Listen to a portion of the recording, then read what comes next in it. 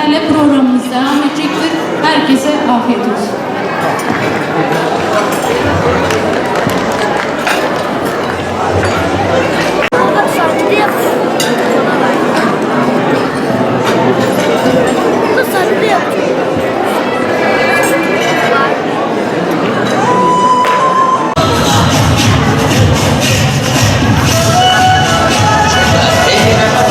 Söylüyoruz, anlaştık mı?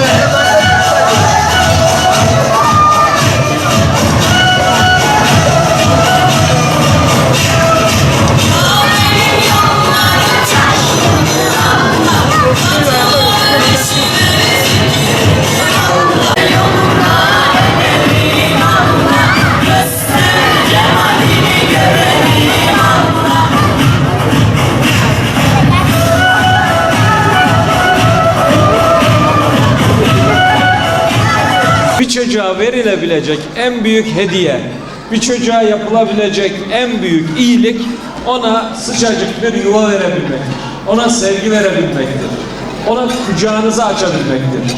Biz bu nedenle koruyucu aileliği çok önemsiyoruz. O evlatlarımızın sizlerin yanında huzurlu, mutlu, sağlıklı olduğunu gördüğümüz zaman evlerinize yaptığımız ziyaretlerde malumlarınız eşim çok sık, ben de arada bir sizleri ziyaret ediyoruz. Onları öyle gördüğümüzde, sizi de sevgiyle onlara sarılıyor olarak gördüğümüzde emin olun dünyalar bizim oluyor. Yani tek bir evladımız bir koruyucu ailenin yanına kavuştuğu zaman biz onlarca fabrika kurmuş gibi, çok devasa yatırımlar yapmış gibi onlardan da fazla mutlu oluyoruz, huzurlu oluyoruz.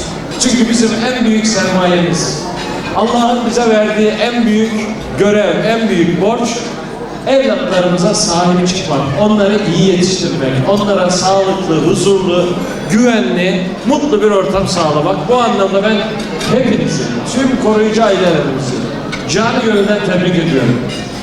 Hepinize çok teşekkür ediyorum. Vakıf medeniyeti, paylaşmanın, yardımlaşmanın ve dayanışmanın en güzel örneklerini asırlardır yaşatan köklü bir geleneğin adıdır. Ecdadımızın kurdukları vakıflarla toplumun her kesimine dokunmuş, ihtiyaç sahiplerine, yetimlere, çocuklara ve ailelere sahip çıkarak güçlü bir sosyal dayanışma kültürü oluşturmuştur. Bugün burada devlet koruması altında bulunan ebeveynlerinden yoksun kıymetli çocuklarımız ve onlara aile sıcaklığını hissettirmek için ailelerinin kapılarını açan kocaman yürekli, fedakar koruyucu ailelerimizle bir araya gelmemizde bu kadim vakıf medeniyetinin günümüzdeki yansımasıdır. Siz değerli ailelerimizin gösterdiği merhamet, sevgi ve sorumluluk duygusu toplumumuz adına son derece kıymetlidir. Ramazan ayı birlik ve beraberliğimizi güçlendiren, paylaşma ve kardeşlik duygularını pekiştiren mübarek bir zaman dilimidir. Bu mübarek ayda kurulan iftar sofraları sadece yemeklerin paylaşıldığı yer değil, gönüllerin de buluştuğu, merhametin de paylaşıldığı yerlerdir.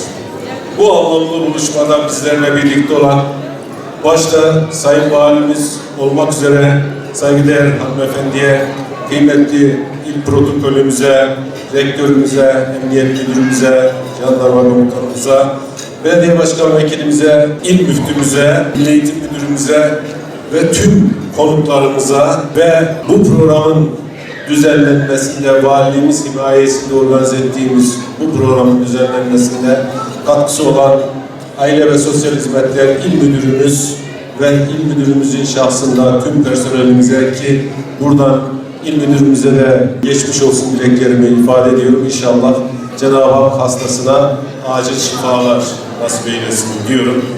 Ve koruyucu ailemize, bu kocaman yürekli ailelerimize, sevgili çocuklarımıza hepsine ayrı ayrı teşekkür ediyor. Ramazan ayının ülkemize, milletimize ve tüm İslam alemine sağlık, huzur, bereket getirmesini temenni ediyorum.